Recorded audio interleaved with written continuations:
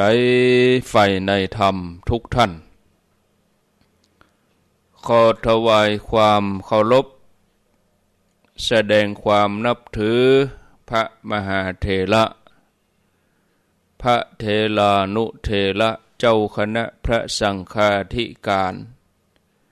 ครูบาอาจารย์เจ้าที่เปิดวิทยุฟังอยู่ที่วัดที่ว่าเวลานี้บ่ว่าจะเป็นหลวงพ่อหลวงลุงตุปี่ตุน้องเปื้อนสหธรรมพระสงฆ์ทั้งหลายครูบาอาจารย์ที่มีอายุพรรษามีการศึกษามีภูมิธรรมที่สูงกว่าเก่ากับผมขอถวายความเคารพแสดงความนับถือจุตนจุองค์ขอความสุขความเจริญในธรรมความผาสุกตั้งใจความสบายตั้งกายจงได้บังเกิดแก่ญาติโยมทั้งหลายพ่ออุ้ยแม่อุ้ยนักศีลนักบุญเท่าแก่น้อยใจยิ่งทั้งหลายทุกท่านได้เวลาแล้วเนอได้เวลาแล้วถึงเวลาแล้วได้เวลาสำหรับการรับฟังธรรมะอันเป็นสาระประโยชน์ทางด้านพระพุทธศาสนาน้ำธรรมคำสอนขององค์สมเด็จพระชินวรสัมมาสัมพุทธเจ้าได้มาปะมาพบมามาเล่าสู่บรรดาพ่อแม่พี่น้องพ่อออกแม่ออกศรัทธาท่านสาธุชนคนดีทั้งหลายแล้ว6:12 นาทีไผ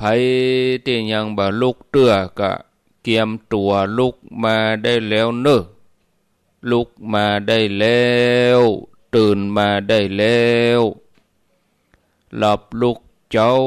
กินพักดังปายหลับลุกควายกินพักดังเก้าลุกเจ้าได้หลายลุกควายได้น้อยหลับลุกเจ้าเป็นเจ้าดังหลายหลับลุกควายปาเฮือลูกหลานเป็นหนี้เป็นข้าเนอตื่นมาอย่าเนอลุกมาอย่าเนอลุกเนอลุกเนอลุก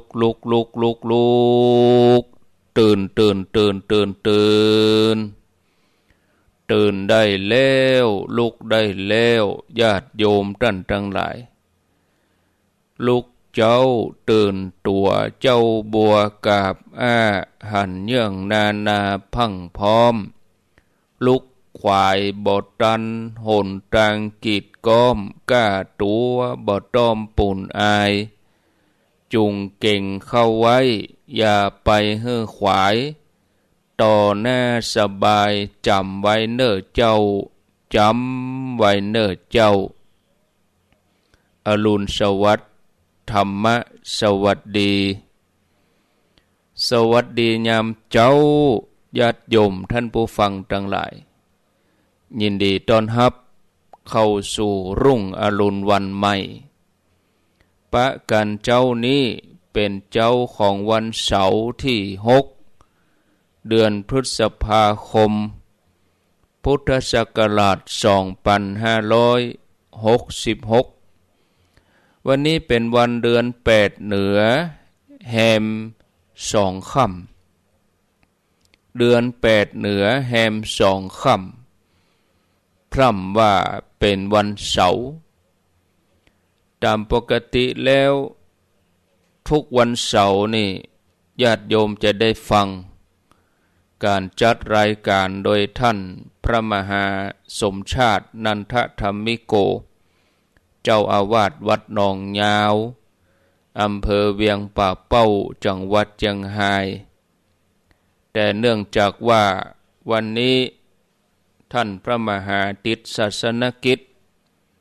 บ่สามารถที่จะดำเนินรายการได้บ่สะดวก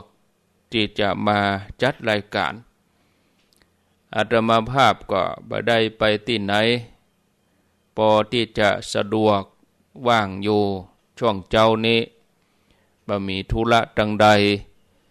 ก็มีโอกาสได้มาทำหน้าที่แทนเวลาเปิ้นรายการก่อนหน้าที่จบไปตะกี้ก็เป็นรายการธรรมะภาคภาษาปากยอทุกวันเสาร์เวลา5 ถึงเวลา6 โมงทุกวันเสาร์สัปดาห์ละ1 วัน6 โมงถึง7 โมงก็ฟังมรดกธรรมพื้นเมืองท่านมหาสมชาติ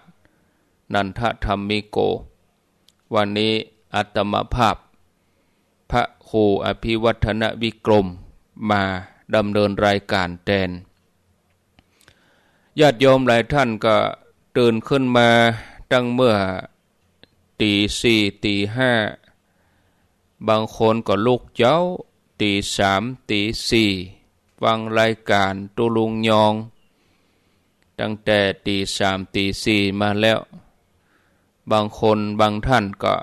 ยังบ่ลุกเรือก็มีอยู่ในที่นอนอยู่ก็มีบางท่านบางคนก็ลุกมาทำกับข้าวกับปลาหุงหาอาหารไปกาดไปลีไปต่งไปนาทำหน้าที่ของแต่ละคนแต่ละท่านอยู่ไหนก็ฟังได้อยู่ในบ้านอยู่ในรถอยู่ต่งอยู่นาอยู่สวนอยู่ห้องนอนห้องน้ำห้องครัวจะนั่งฟังก็ได้นอนฟังก็ได้เอาความสะดวกญาติโยมทั้งหลายก็ฟังไปรายการนี้มาพบกับญาติโยมท่านทั้งหลายต้องขอขอบคุณอนุโมทนาบุญกับสถานีวิทยุที่เปิ้นได้รับสัญญาณนำรายการนี้ไปสู่ผู้ฟังทางบ้านทางเวียงป่าเป้าก็90.0เวียงป่าเป้าเรดิโอ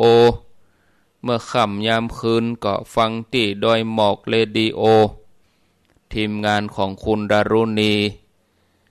ดังเชียงใหม่ก็รับฟังได้หลายคลื่นบ้านทุ่งเรดิโอ 89.50 บัดห้วยตองซักเมืองลีแล้วก็ที่เมืองฮอดคนเหนือเขื่อนเมืองลีก็ที่พระธาตุ5 ดวง FM 103.75 สถานีหยุดไป 2-3 วันโอ้คนเฒ่าโทรมาจมเพื่ออาตมาเป็นได้บ่ได้ยินตั้งลีโอ้อาตมาก็อยู่ด้วยรอเพื่อนะทราบข่าวว่าเครื่องทรงเปิ้นขัดข้องไฟฟ้าก็เดี๋ยวก็ดับก็เดี๋ยวก็มาก็เดี๋ยวก็ไฟกระชากก็เดี๋ยวก็ไฟเกินทำให้เครื่องทรงมีปัญหาเนี่ยญาติโยมเวลาวิทยุดังเนี่ยญาติโยมก็เงียบเวลาวิทยุดับญาติโยมก็เดือดนี่นะช่วยกันกะญาติโยมช่วยกันเวลาบ่ได้ยินก็เดือดร้อนหาใครได้ยินแล้วได้ฟังแล้วเวลาเปิ้นบอกว่าฟังจากที่ไหนพ่องโทรมาบอกพ่องเหรอดักปิงนะเป็นอย่างนี้ญาติโยมทางลำปางรับฟังที่วัดบุญญาวาสวิหารสถานีวิทยุวิทยาลัยสงฆ์นครลำปาง FM 106.5 วิทยาลัยสงฆ์นครลำปางทางเมืองน่านก็ที่4 คำเรดิโอบ้านนาเหลืองนอก4 คำเรดิโอก็อนุโมทนากับไอ้หนุ่มนาเหลืองผู้ใหญ่ลุดบ้านนาเหลืองนอกนี่เป็นบ้านของท่านอาจารย์พระครูประหลัดบดินทร์ศีลสังวโรหรือว่าท่านอาจารย์เบิ่มนะก็ขออนุโมทนาบุญด้วยรับฟังกันที่ตั้งระบบอินเทอร์เน็ตออนไลน์ตั้ง Facebook ก็มีก็ขออนุโมทนาบุญญาติโยมทั้งหลายสิ่งที่เป็นบ่อเกิดแห่งความสุขความสำเร็จในชีวิตของเฮาคือบุญกุศลที่เฮาทำไว้อย่างดี บุญกุศลนี่จะเป็นเครื่องสนับสนุนให้เฮาไปถึงวัตถุประสงค์ของชีวิตในการเข้าถึงสิ่งที่ดีสิ่งที่ประเสริฐแม้แต่องค์พระสัมมาสัมพุทธเจ้าพระองค์ก็บำเพ็ญบารมีสั่งสมความดีทำบุญกุศลมานับพบนับญาติบ่ถ้วนญาติโยมในการฮือทานแต่ละคนก็มีอัธยาศัยในการฮือทานที่แตกต่างกันไปยกตัวอย่างการฮือทานด้วยของบดีแล้วก็เก็บของดีไว้ทำอย่างนี้เปิ้นฮ้องว่าทาสทานนะแต่ถ้าว่าบริโภคใจสวยอย่างใดก็แบ่งปันฮือทานอย่างนั้นอันนี้จัดเป็นสหายทานส่วนบางท่านฉลาดในการฮือทานฮือแต่สิ่งที่ดีที่ประเสริฐที่ดีประณีตของที่ฮือชอบใจมีคุณค่าอย่างนี้ฮ้องว่าสามีทานการฮือทานประการสุดท้ายเป็นวิสัยของนักปราชญ์บัณฑิตคนที่เปิ้นพิจารณาฮือทานคือฮือทานอันที่ดีที่เลิศก็จะมีจิตใจที่สูงขึ้นไปสามารถเอาชนะความตระหนี่ความหวงแหนที่มีอยู่ในใจได้เปิ้นฮ้องว่าทานบดีคำว่าทานบดีนี่แปลว่าผู้เป็นใหญ่ในการฮือทานหมายความว่าจิตใจของผู้นั้นเป็นให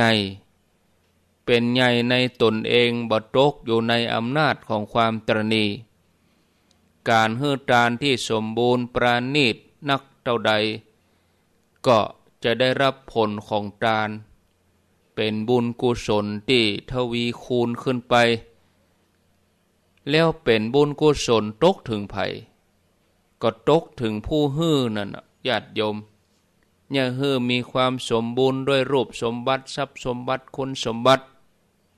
เมื่อจากโลกไปแล้วบุญกุศลก็ยังส่งผลให้ไปเสวยสุขแถมอย่างหนึ่งที่สำคัญคือใจนั่นบริสุทธิ์ผ่องใสขณะที่กำลังฮือทานตัวนี้จะเป็นเครื่องจำแนก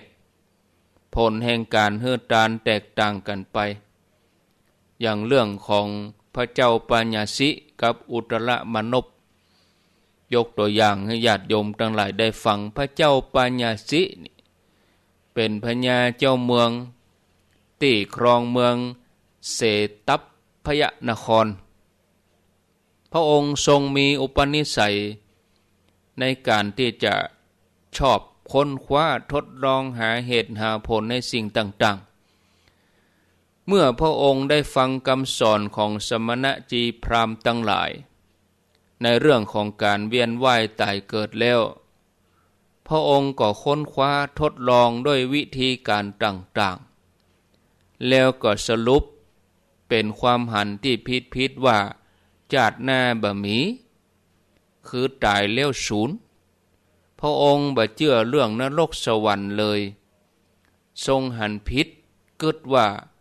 บุญบาปบ่มีโลกนี้โลกหน้าบ่มีอันนี้คือความคิดของพระเจ้าปัญญาสิคนเฮาปัจจุบันก็มีบางท่านบางกลุ่มบางคนกึดอย่างอี้เหมือนกันเกิดว่าจัดหน้าจัดนี้บ่มีเกิดว่านรกสวรรค์บ่มีเกิดว่าบาปบุญบ่มีก็เลยเกือกกลัวทำชั่วเอาแต่จัดปัจจุบันญาติโยมถ้าเฮาบ่เชื่อว่าจัดแล้วจัดหน้ามีจริงก็ตะวาวันที่5มีก็มีแล้ววันพุธวันที่7มีก็มีเดือนแล้วมีก็มีเดือนเมษาผ่านไปแล้วเดือนหน้ามีก็เดือนมิถุนายนนี่มีก็มีเนี่ยฉะนั้นญาติโยมโลกนี้โลกหน้าก็มีนะเรื่องของบุญของบาปการเวียนว่ายตายเกิดเนี่ยญาติโยม จะหูหันแจ่มแจ้งชัดเจนก็ต่อเมื่อเฮาตั้งใจปฏิบัติบางอย่างบ่ได้หันด้วยตาเนื้อนะบางอย่างบ่ได้หันด้วย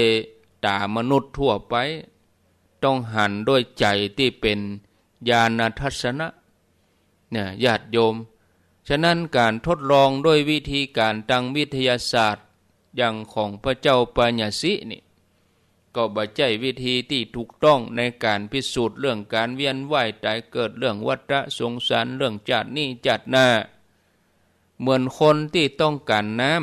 ำแต่ไปบีบเอากับเม็ดทรายพยายามอย่างใดมันก็เสียแหงบ่ได้พระเจ้าปัญญสิยึดถือความหันผิดอย่างนี้มาตลอดจนกระทั่งพระกุมารกัสสปะท่านกุมารกัสสปะนี่เป็นอรหันต์เปิ้นมีปฏิภาณอันดีท่านได้เดินทางมาสู่เมืองนี้แล้วก็ได้เมตตาใจปัญญาอันลึกซึ้งแสดงธรรมเทศนาโปรดพระเจ้าปัญญสิจนพระองค์ทรงละความหันผิดนั้นกลับมาเป็นบุคคลที่มีสัมมาทิฏฐิคือผู้ที่มีความหันถูกต้องแล้วก็ปฏิญาณตัวเก่าเป็นอุบาสกขอเข้าถึงรัตนตรัยเป็นที่เปิ่งที่ระลึกตลอดไปนับตั้งแต่นั้นเป็นต้นมาพระเจ้าปัญญสิก็เริ่มการฮือตานแก่คนทั้งหลายโดยแต่งตั้งอุตรมนพเป็นเจ้าหน้าที่จัดการเรื่องการบริจาคทานคนส่วนใหญ่ก็เข้ามารับบริจาคทานไปล้วนแล้วแต่เป็นคนทุกข์คนยากคนอนาถาซึ่งพระเจ้าปัญญสิเปิ้นหันแล้วเปิ้นก็อินดูสงสารนะฮื้อเพียงความสงสารบ่ได้ฮื้อด้วยความเลื่อมใสศรัทธาฉะนั้นพระองค์ก็ทรงฮื้อแต่ของที่บดีของที่มีความประณีตแก่ผู้ที่มารับบริจาคบ่ใช่เฉพาะคนอนาถารวมไปจนถึงสมณจีพราหมณ์ตุยส่วนอุตรมนพผู้มีหน้าที่ในการจัดการฮื้อทานเป็นผู้มีศรัทธาในการฮื้อสิ่งของอันประณีตเมื่อได้รับคำสั่งการฮื้อทานด้วยสิ่งของที่เศร้าหมองก็ต้องฝืนใจทำด้วยความอึดอัดทำด้วยความบ่ม่วนใจหลังจากที่เขาฮื้อทานทุกครั้งอุตรมนพก็เปล่งเสียงอธิษฐานดังๆว่าขออย่าได้ทำบุญร่วมกับพระเจ้าปัญญสิแถมเนอขอฮื้อจาดนี้จาดเดียวก็พอคนใจจืดใจดำคนบ่มีน้ำใจฮื้อทานด้วยสิ่งของที่เศร้าหมองฮื้อทานด้วยความบ่ศรัทธาฮื้อของทานที่บ่ประณีตทำไปเฮาก็อึดอัดใจขอทำบุญจาดเดียวก็พออย่าได้พบได้ปะกันแถมเลยนั่นเมื่อกรรมอธิษฐานของอุตรมนพไปหู้ถึงพระกันเข้าหูพระเจ้าปัญญสิพระเจ้าปัญญสิก็ห้องอุตรมนพเนี่ยมาสอบถามนะห้องอุตรมนพมาสอบถามว่าเนี่ยยังถึงอธิษฐานอย่างอันนะอุตรมนพก็กราบทูลว่าเหตุที่อธิษฐานอย่างนั้นเป็นเพราะพระองค์ฮื้อทานสิ่งของที่เศร้าหมองฮื้อเพียงเข้าเปลี่ยนกับพักน้ำพักดองนะแม้จะพระราชทานผ้าก็เอาผ้าเนื้อหยาบมานะที่แม้แต่พระองค์ยังบ่ใจพระองค์ยังปรารถนาจะแตะต้องแล้วพระองค์ยังเอาไปฮื้อเปิ้นยังเอาไปทานนะตัวข้าพระองค์บ่อยากจะฮื้อพระองค์ทรงได้รับผลที่เศร้าหมองในภายภาคหน้าจึงกล่าวอธิษฐานอย่างนั้นเมื่อพระเจ้าปัญญสิ ได้ฟังอุตรมนพแนะนำพระเจ้าปัญญสิก็พิจารณาก็มีรับสั่งให้อุตรมนพเป็นผู้จัดเตรียมอาหารเสื้อผ้าเครื่องนุ่งห่มอันดีประณีตเสมอเหมือนกับพระองค์ใจสวยเอาตัวนั้นเป็นทานพระองค์ทรงให้ทานด้วยสิ่งของที่ประณีตตั้งแต่นั้นเป็นต้นมาเมื่อพระเจ้าปัญญสิกับอุตรมนพใจชีวิตจนหมดอายุไขพระเจ้าปัญญสิผู้เป็นเจ้าของทานได้ไปเกิดเป็นเทวบุตรอยู่บนสวรรค์ชั้นจตุมหาราชิกา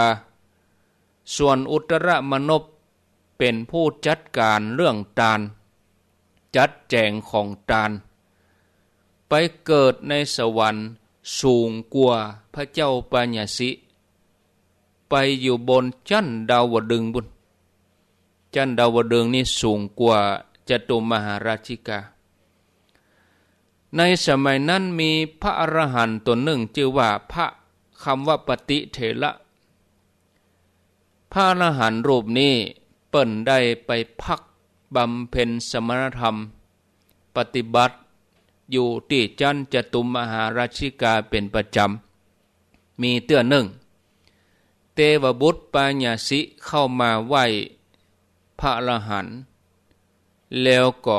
อยู่ที่สมควรแข่งตนพระเถระก็ถามว่าท่านเป็นไผเทวบุตรปัญญสิก็ตอบว่าเป็นเทวบุตรอดีตชาติเป็นมนุษย์นี่เป็นพญาเจ้าเมืองเมื่อพระอรหันต์รู้ว่าเป็นพญาเจ้าเมืองปัญญสิเนี่ยก็ถามถึงอุตรมนพว่าไปเกิดที่ไหนปัญญสินะก็บอกว่าอุตรมนพเนี่ยเป็นบ่าวของข้าทำบุญให้ทานด้วยความเคารพด้วยมือของตนเองโดยกิริยาอันนอบน้อมเขาก็เลยมีวิมานที่สูงกว่าข้าตัวข้านี่มาเกิดที่จตุมหาราชิกาส่วนอุตรมนพนี่เป็นบ่าวของข้าแต่ปุ่นไปเกิดบนสวรรค์ชั้นดาวดึงส์เนี่ยตัวข้าเองนี่เป็นเจ้าของทรัพย์แต่อุตส่าห์เสียสละทรัพย์เหตุใดมาเกิดในสวรรค์ชั้นต่ำกว่าบ่าวรัศมีแสงสีอนุภาพก็ด้อยกว่าอุตรมนพเนี่ยเมื่อพวกคุณเจ้าไปเมืองมนุษย์แล้วเนี่ยพวกคุณเจ้าปิกไปเมืองมนุษย์แล้วเนี่ยขอบอกให้คนตั้งหลายว่าฮือทานเนี่ยต้องทำด้วยความยินดีต้องทำด้วยความเคารพโดยกิริยาอันนอบน้อมผลบุญถึงจะสำลิดผลได้เต็มเม็ดเต็มหน่วยเต็มกำลังเมื่อพระเถระลงจากสวรรค์แล้วก็นำเรื่องราวของพระเจ้าปัญญสิมากล่าวมาถ่ายทอดเพื่อเป็นเครื่องเตือนใจของบรรดาพุทธศาสนิกชนทั้งหลายว่าฮือทานนี่จะต้องฮือทานด้วยความเคารพต้องฮือทานด้วยใจที่ยินดีเต้นะโดยอาการที่นอบน้อมนะบ่ใจฮือทานแบบพระเจ้าปัญญสิเป็นเจ้าของทรัพย์แต่เป็นเจ้าของวัตถุทายทานแต่อย่างเวลาได้บุญต่ำกว่าบ่าวของตนอย่างกับอุตรมนพนี่ญาติโยมนะอันเนี้ยญาติโยมฉะนั้นญาติโยมท่านสาธุชนทั้งหลายฮือทานก็ต้องฮือทานอย่างบัณฑิตนักปราชญ์นะครูบาอาจารย์นักปราชญ์บัณฑิตทั้งหลายทุกครั้งที่เปิ้นจะฮือทานเปิ้นจะทำด้วยความเคารพอย่างหมู่เฮาทั้งหลายเวลาจะทานเฮาก็สุมาโคทานเหียก่อนของทานทั้งหลายเฮาก็จบยกใส่เก้าใส่หัวปุ่นโยงขึ้นหรอจะใส่บาตรแต่ละครั้งนี่โยงเข้าเน้อ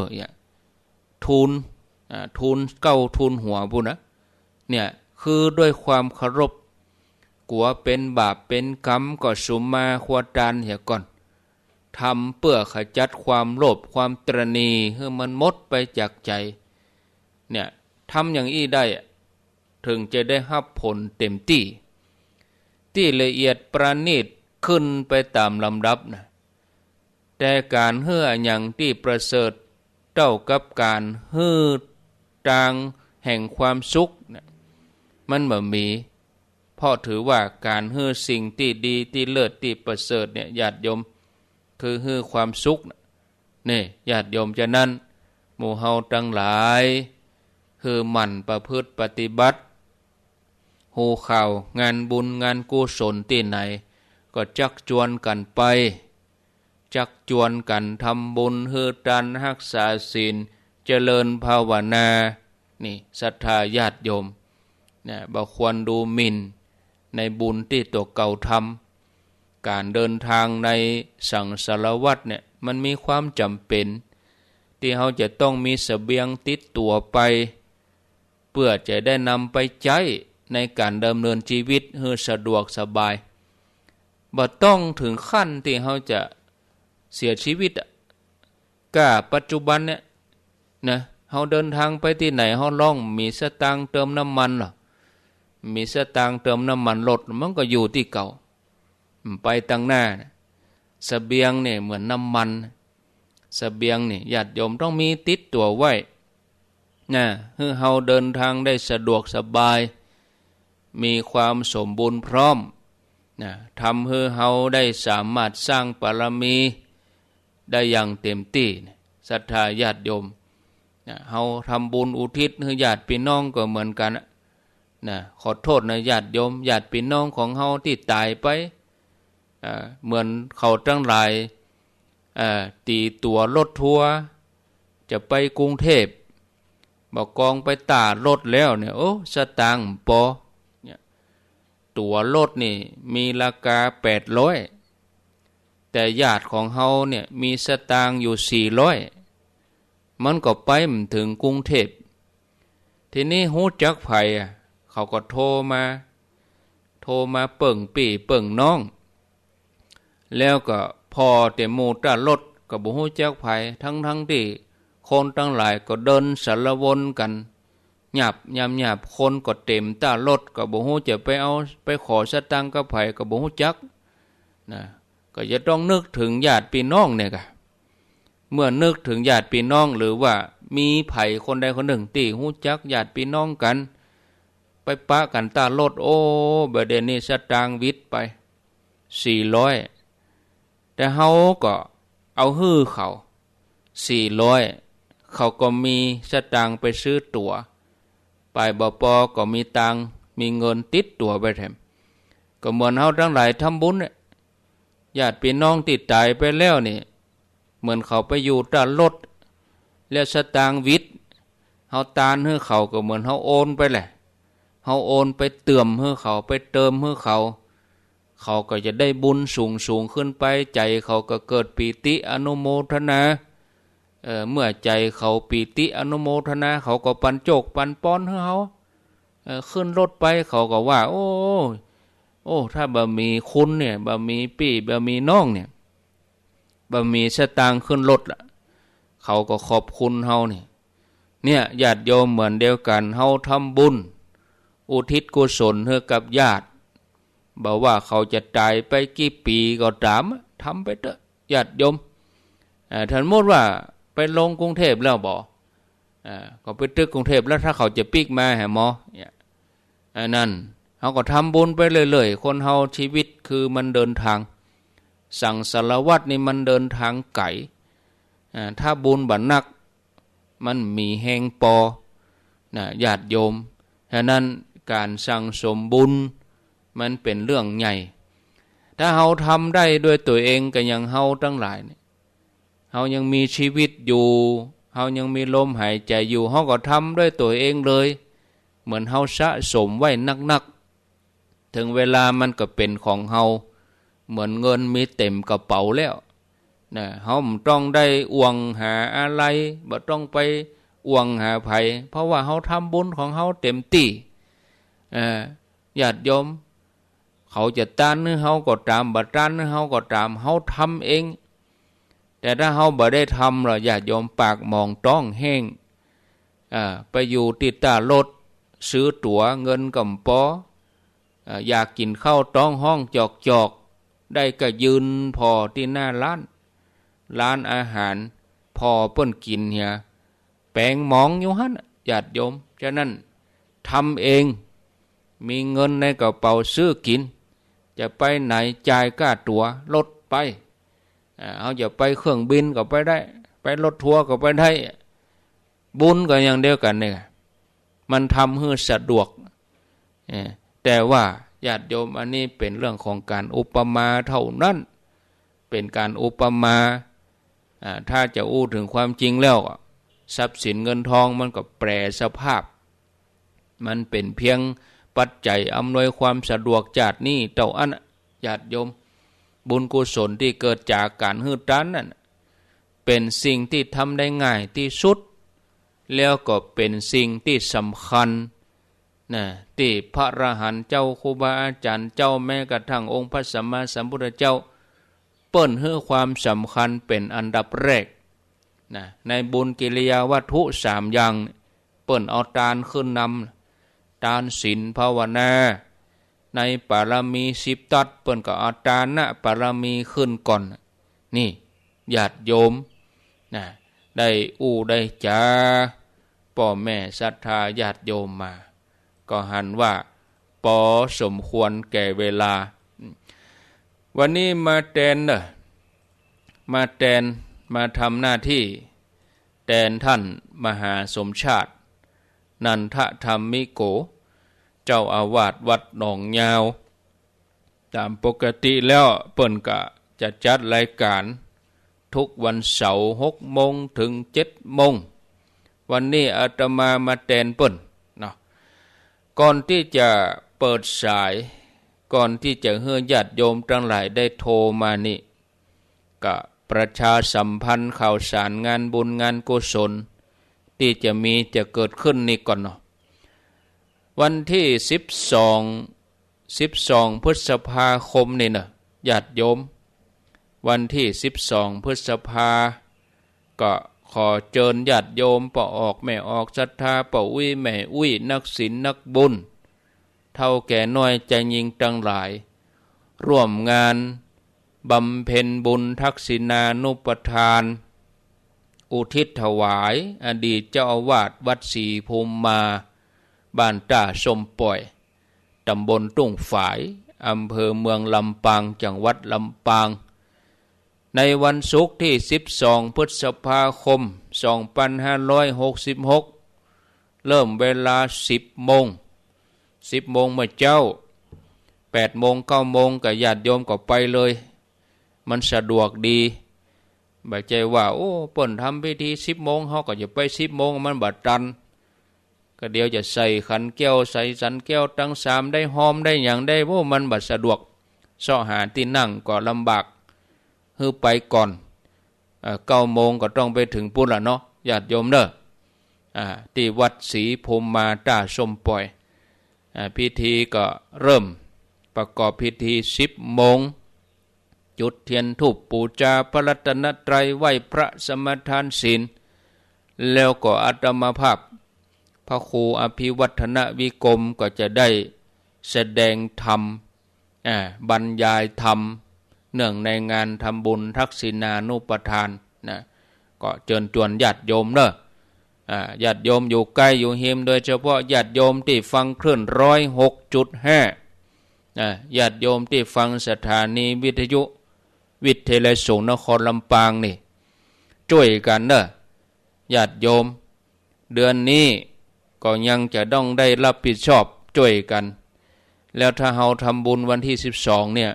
ก็ประคับประคองไปได้แถม2 เดือน 3 เดือนญาติโยมฟังครูบาอาจารย์แต่ละตนก็ร่วมบุญกันฟังเปิ้นแล้วม่วนนี่บางทีการไฟฟ้าก็บ่ม่วนกับเฮานะเฮาก็บ่ม่วนกับการไฟฟ้านะ ถึงเดือนมานี่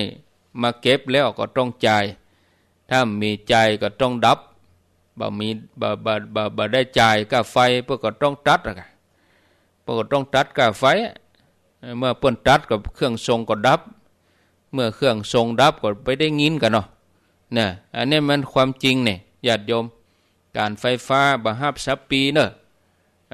ไฟฟ้าบ่ฮับซับปีนะ เอาต้องจ่ายให้เปิ้นทุกเดือนดังนั้นวันที่12นี่ญาติโยมปู่จาร่วมบุญกันก็ทำมาสัก100 คนนี่เนาะ200 คนนี่เนาะก็ร่วมบุญกันอย่างน้อยก็คน50 บาทคน100ก็ตามเจตนาการเทศตึงมดนี่อาตมาจะยกเอาร่วมบุญเป็นการนำกับไฟประคับประคองไปได้แถมเดือน2 เดือนนี้อยู่แล้วก็เฮาก็ไปรอเตียนกันที่ตุ้งโป่งแถมกำนะอันนี้อูถึงที่สถานีวิทยุวิทยาลัยสงฆ์นครลำปางที่วัดบุญญาวาสวิหารก็เชิญชวนเนอะศรัทธาญาติโยมไปร่วมบุญกันนะ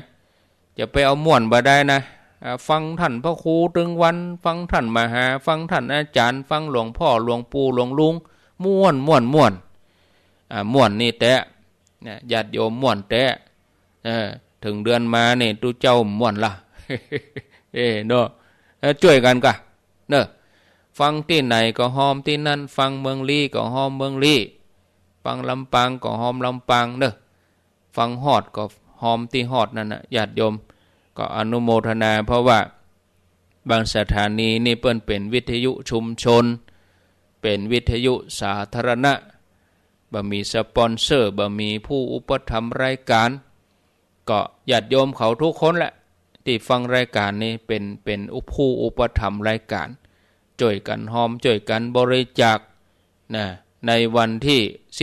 12ถือว่าเป็นการเริ่มต้นเริ่มแรกเนอะเดี๋ยวเขาจะได้ร่วมด้วยช่วยกันวันที่12ที่วัดศรีภูมิมาบ่ต้องเอาฝากไผเตื้อ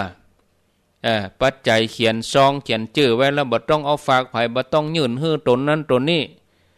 อาตมาขึ้นบนแท่นธรรมัสเสร็จแล้วก็เอามาใส่ในสลุงเลยแล้วก็เอาสลุงตั้งไว้หั่นเสร็จเรียบร้อยก็ยกตาลยกมอบให้หลวงพ่อพระครูอุดมศิริทัตน์ให้หลวงพ่อเป็นตัวแทนเพราะว่าจัดงานบรรยายในงานเปิ้นงานวัดเปิ้นก็ให้หลวงพ่อเปิ้นเป็นตนตาลเปิ้นจะได้เอาไปตาลเอามอบให้กับสถานีต่อไปอันนี้ก็แจ้งญาติโยมท่านทั้งหลายในวันที่12ถ้าไปฝากตัวนั้นตัวนี้ก็เดี๋ยวมาถามหาว่าฝากท่านนั้นฝากท่านนี้ท่านเปิ้นเอาไปฮื้อก่อยมายุ่งหัวฉะนั้นบ่ต้องฝากบ่ต้องฝากเอามาคนเดียวลูกหั่นไปหั่นบักไก่เท่าใดมาเด้อวันที่12นะถ้ามาเนี่ยก็บ่ได้ปะได้อู้กันจะได้ปะกันทำกรรมกับพวกเมืองปานนู่นน่ะตุ้งโป่งพุ่นน่ะญาติโยมอยู่ในพื้นที่อำเภอเมืองอยู่ใกล้อยู่หิมก็บักไก่เก่ากะตาส้มปล่อยนี่แต่มาลูกแผ่วได้รอเพ่โยมบางคนลูกแผ่วเจียงไฮ้เปิ้นก็จะไปหลายอยู่บางท่านลูกแผ่วเมืองฝางก็จะไปอยู่ใกล้อยู่หิมเขาก็ไปอย่างน้อยก็ครูบาอาจารย์เปิ้นได้หันพลังมวลชนได้หันหมู่เฮาทุกคนก็มีกำลังใจเนาะเชิญชวนวันที่12พฤษภาที่วัดศรีภูมาตาส้มปล่อยนะญาติโยมก็ร่วมด้วยช่วยกันแล้วก็วันที่19พฤษภาคมงานทำบุญอายุวัฒนมงคลหลวงปู่พระครูปฏิพันธ์ธรรมทินวัดพระธาตุม่อนจอมพออำเภอเวียงป่าเป้าจังหวัดเชียงรายในวันที่19พฤษภาคมเด้อก็เชิญชวนญาติโยมท่านสาธุชนทุกคนทุกท่านไปร่วมทำบุญสืบชะตาทำบุญอายุวัฒนมงคลเนาะหลวงปู่พระครูปฏิพันธ์ธรรมทินวันที่19พฤษภาคมเชิญชวนทุกท่านทุกคนเนอะแล้วก็งานพระราชทานเพลิงศพพระราชทานเพลิงศพพระครูกิติอัธวิทย์อดีตเจ้าวาดวัดหลวงเมืองปานวัดหลวงเมืองปานอำเภอเมืองปานจังหวัดลำปาง ระหว่างวันที่15ถึงวันที่21พฤษภาคมเปิ้นจะอาราธนาสรีระร่างของท่านขึ้นนอนปราสาทในวันที่15พฤษภาคมแล้วก็ตั้งแต่คืนวันที่15ถึงคืนวันที่20พฤษภาคมก็มีการเทศน์การสวดอภิธรรมทุกคืนในคืนวันที่20นั้นอาตมาภาพก็จะได้ไปแสดงธรรมที่วัดหลวงเมืองปานตำบลเมืองปานอำเภอเมืองปานจังหวัดลำปางกะวันที่20เมื่อคืนวันที่21เปิ้นก็พระราชทานเพลิงศพพระสงฆ์80รูปวันที่21แถมกรรมอาตมาเขาก็จะได้ไปประชุมเนาะครูบาอาจารย์พระสงฆ์พระนักจัดรายการจะไปประชุมกันที่วัดตุ่งโป่งวัดตุ่งโป่งเมืองปานนั่นเกียมหล่อเตียนรายละเอียดอย่างใดก็จะมาแจ้งหลังวันที่21พฤษภาคมรอปรึกษาหารือรออู้จากันเสร็จซะเรียบร้อยก่อนเนาะแล้วก็วันที่28พฤษภาคมก็เชิญชวนญาติโยมท่านสาธุชนท่านผู้ฟังทั้งหลายทุกท่านไปร่วมทำบุญตักบาตรพระสงฆ์สามเณรจำนวน1 ปันกับ28รูปนะที่ศูนย์ปฏิบัติธรรมดอยหล่อต่างไปผาจ้อเส้นต่างไปผาจ้อนะตำบลสันติสุขนะญาติโยมเนอะเข้าที่สันหินฟ้าลังนี่เข้าไปตั้งหนองเหียงหนองหอยไปตั้งผาจ้อโป่งจ้อนะก็เชิญชวนเนอะญาติโยมวันที่28พฤษภาคมเวลา6 โมงเป็นต้นไปคณะสงฆ์จาก8 อำเภอสารปีหางดงดอยหล่อจอมตองแม่วางสันปะตองฮอดนะแล้วก็อำเภอเมืองพระสงฆ์นี่จำนวน1 ปันกับ28รูปนะโอ้กะพระเจ้าพระสงฆ์ก็นักแล้วเนาะญาติโยมเฮาหันตุเจ้าหมอกร้อยนี่ยังโอ้เอาวันนักแล้วนะอันนี้1 ปันพระสงฆ์สามเณร1 ปันกว่ารูปนะก็เชิญชวนไปใส่บาตรบางท่านว่าเขาจะต้องเกียมของไปตึงปันกว่าชิ้นกันบ่ใช่ตามที่เขาเสาะมาหาได้เขามี5 ชิ้น10 ชิ้น20 100เขาก็เกียมไปใส่เว้นตนเอาหมดตึงไหนตึงหันใส่ตั้งหัวตั้งกลางตั้งใต้ก็ได้สลับซับเปลี่ยนกันนะญาติโยมก็ขอเจริญพรเจิญเนอะได้ไปร่วมกันทำบุญตักบาตรเนื่องในงานวิสาขบูชาสัปดาห์ส่งเสริมพระพุทธศาสนาก็เชิญชวนญาติโยมทุกคนทุกท่านเนาะเอาละเหลือแถม7-8 นาที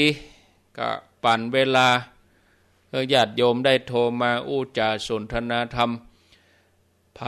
จะอู้จาสนทนาก็ขอเจริญพรเนาะโทรมาอู้จากันที่หมายเลข09983663220998366322ไผจะอู้จะสนทนาถามปัญหากะแจ้งผลการรับฟังกะอยู่ที่ไหนตั้งใดขอเจริญพรโทรมาหากันได้หมายเลขนี้0998366322อยู่ไกลอยู่ใกล้อยู่ที่ไหนตั้งใดโทรมามีเวลาจำกัดอาตมาก็บรรยายธรรมแล้วก็ประชาสัมพันธ์ข่าวสารงานบุญก็จบไปเป็นตีเรียบร้อยญาติโยมจะโทรมาอู้จาสนทนาก็ขอเจริญพรสายแรกเข้ามาเนาะเจริญพรเจ้ากราบไหว้สาเจ้าท่านพระครูเจ้าว่าจะได้แม่จีรพันธ์ฟังทันยืนเนอแต่วันที่12นี่จะไปอยู่รถตู้ต่างการคืนการเป็นเจ้าของแม่นะจะไปร่วมครับก็ทันอยู่ได้เลยมาตั้งวังเหนือปนกันเนาะแม่เจ้ามาตั้งวังเหนือเจ้าแม่เขานี่ใกล้กะเจ้าสัก6 โมงนี่กับน้องเจ้าท่านตันอยู่6 โมงตันกะ เนาะ โมทนาเนอ เจ้าถ้าพูดเห็นก็อาจจะเคยไปอยู่นะที่ไปตักบาตรมันก็ลุกกันนะ เจนเนอ นะ มากะ เจ้าตีสามพ่อเนาะเขาออกบ้านนะเนาะตีสามพุ่นเนาะ เจ้าโมทนา ทางไว้สาเจ้าปันกวดตนนะตัวเจ้าปันป่ายนี่ปัดโทเนี่ยแล้วเขาหันว่าเขาก็ตัวเจ้า3 ตน 5 ตนเนี่ยเนาะ อันนี้เขาค่อยหันพระสงฆ์ปันกว่ารูป 1,000 กับ28 รูปตั้งไปผาจ่อนั่นนะตั้งมาผาจ่อโป่งจ่อเนี่ย0998366322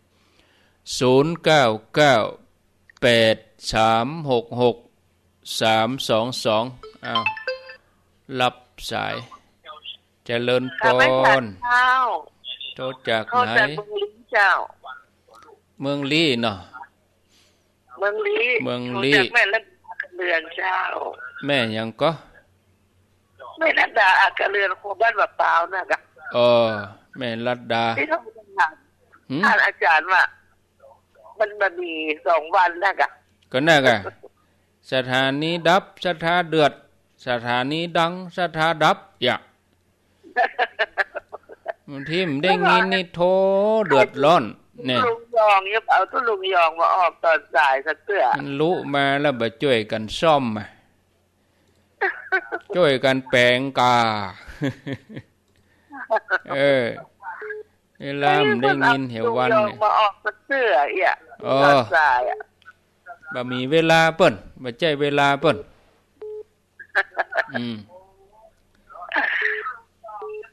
โมทนา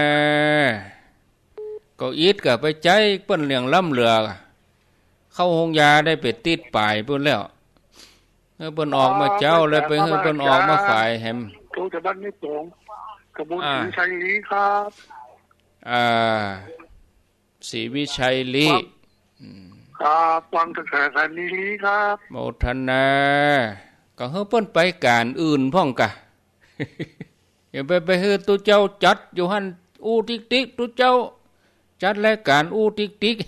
ๆอย่าไปใจเปิ้นอย่างล้ำเรือก็เปิ้นได้พักพ่องกะก็เปลี่ยนกันกะญาติโยมเนาะก็บางทีก็แตนกันพ่องสเตียธุระตุลุงซ้ำให้แม่เจ้าในเพิ่นจังทำกับข้าวเพิ่นอย่างมันบ่สะดวกญาติโยมเฮาบางทีบ่เข้าใจบ่เข้าใจก็อยากจะฟังคือเข้าใจว่าอยากจะฟังแต่ว่ามันบ่ใจเวลาบางตนเพิ่นก็มีภาระของเพิ่นเนาะ0998366322เจริญพรว่าสาท่านพระครูว่าจะได้พ่อจะแดงห้วยสลาลีเด้อห้วยสลาลีพ่อจะแดงห้วยสลาบ้านห้วยสลาลีห้วยสลาบ้านห้วยแขลาฟังชัดเจนดีเนาะชัดเจนดีอนุโมทนาพระธาตุดวงดีกะโมทนาครับผมยินดีเนอครับผมเจริญพรสายสุดท้ายเจริญพรไหว้ค่ะเจ้าโทษจากไหนน้องแก้มบุ๋มเจ้าน้องแก้มบุ๋มน้ำตกแม่กางฟังชัดเจนดูดีอยู่เนาะดีเจ้าดีแล้วกะอยู่ดีมีสุขเนอตูหมดเวลาหมดลาไปก่อนอายุวันโนสุขังปรัง